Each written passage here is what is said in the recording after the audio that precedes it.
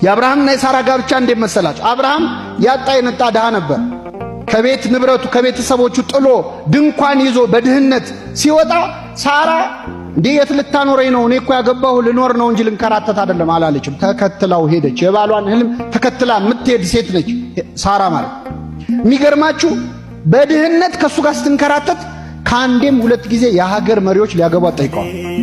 የግብፅ ንጉሥ ፈርዖን ወዷት እችን ሴት ማግባት አለብኝ ብሎ ነበር። የጌራራ ንጉሥ አቤሜሌክ ላግባት ብሎ ነበር። ከአንዴም ሁለት ጊዜ ከሀገር መሪዎች ይልቅ ድሃውን አብርሃምን መረጠች። እንዲህ ያለውን ፍቅር ያድላቸው። አሁን በዚህ ዘመን አንዲት ሴት ባሏ ድሃ ቢሆን የሀገር መሪ ጠቅላይ ሚኒስትር ወይ ፕሬዝዳንት ወይ ንጉሥ ላግባሽ ቢላት እንዴ ትላለች? መልሱልኝ። እሺ አንዴ ትላለች፣ ሁለቴ ትላለች። ሁለተኛው ላይ እኔ አንተ አየው ለውጥ የለህም፣ አትሻሻልም፣ አንተ የሚለፍልህ እኔ ማሳለፍልሃለሁ፣ ትረዳኛለህ፣ መቼስ አንደርስታንድ ታረጋለህ ነው የምትለው። አዎ ሳራ ግን ሁለት ጊዜ ድሃውን አብርሃምን ተከተለች። እንዲህ ያለው ፍቅር ያድላቸው። አብርሃም ሲዋዛ ሰው መሰላችሁ እንዴ? አብርሃም ሚስቱ ሳራ ሳትወልድ 90 ዓመት ነው የታገሳት። ስንት ዓመት? 90 ዓመት። እሷ መታገስ አቅቷት ከገረዷ ወለዳለች። ምናልባት ከሱ ከሆነ ችግሩ ብላ ቼክ ልታረግም ይሆናል። ከገረዷ ወለደ፣ አስወጣልኝ አለች፣ አስወጣላት። 90 ዓመት ሙሉ አንድ ቀን ፊቱን ሳያጠቁርባት ሳራ ታገሳት። የታገሰ ከሚስቱ ይወልዳል ይባላል። የታገሰ ከማን ይወልዳል? በ90 ዓመቷ ልጅ ያገኘች። ለአብርሃም ትዕግስት ብሎ እግዚአብሔር ሳራን ልጅ ሰጠ። ምናልባት በ90 ዓመት ወለደች ሲባል ምን ያደርግላታል ከዚህ በኋላ? አሁን 90 ዓመት ወልዳ እንደው ትንሽ ቀደም ቢያደርገው እግዚአብሔር እንላለን እኮ አንዳንዴ።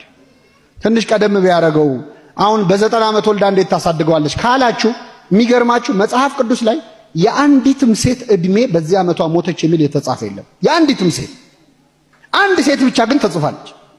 እሷም ሳራ ነች። የሔዋን እንኳን እድሜ አልተጻፈ። የሳራ ግን 127 ዓመት ኖረች ነው የሚለው። ስንት ዓመት? ስለዚህ ልጅ ከወለደች በኋላ ስንት ዓመት ኖራለች? 37 ዓመት ኖራለች።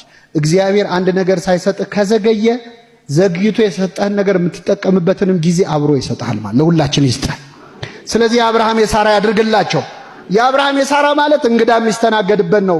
አሁን የአብርሃም የሳራ ያድርግላችሁ ሲባል ሙሽራውን የመረቅን መስሏችሁ ነው? አረኛ ራሳችንን የመረቅ ቤታችሁ መተን እንብላ ማለት ነው። አብርሃምና ሳራ ቤታቸው እንግዳ አስተናጋጅ አይደል? አንዷ ልጅ ምን አለች መሰላችሁ?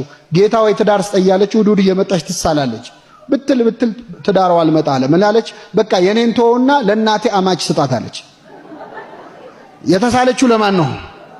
እንደዛ ነው። የአብርሃም የሳራ ያድርግልን ማለት ቤታችሁ መተን ሳንበላ አንውጣ ማለት ነው። እንግዳ የሚስተናገድበት ቤት ይሁን፣ ስሉስ ቅዱስ የሚገኙበት ቤት ይሁን። ቤታቸውን እግዚአብሔር የበረከት ያድርግላቸው። ቅዱስ ዮሐንስ አፈወርቅ ደግሞ ምን አለ? ባልና ሚስቱን እንደ ዓይንና እንደ እጅ ያርጋቸው እግዚአብሔር አለ። እጅ ሲያለቅሰው ማን ነው? ዓይን ሲያለቅስ የሚጠርገው ማን ነው? እግዚአብሔር እንደዚህ ያድርጋቸው። የሰማነውን በልቡናችን ያሳድርብን።